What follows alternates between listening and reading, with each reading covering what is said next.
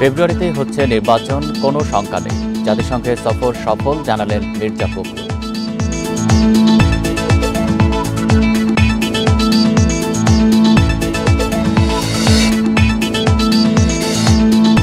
রেলপথ নির্মাণে ৩৩৫ কোটি টাকার প্রকল্পে দুর্নীতি ৩১৮ কোটি, তদন্তে মাঠে নেমেছে দুদক।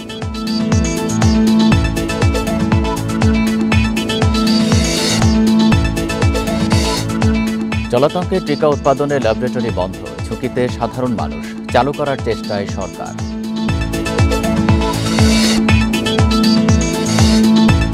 বাগেরহাটে পৌর বিএনপির কর্মীকে কুপিয়ে হত্যা, পূর্বশত্রুতার জেরে হামলা, ধারণা পুলিশের।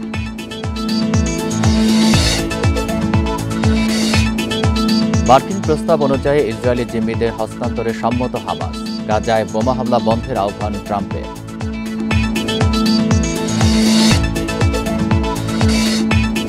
দ্বিতীয় ম্যাচেও আফগানিস্তানের 2 উইকেটে হার, এক ম্যাচ হাতে রেখে সিরিজ জয় বাংলাদেশের।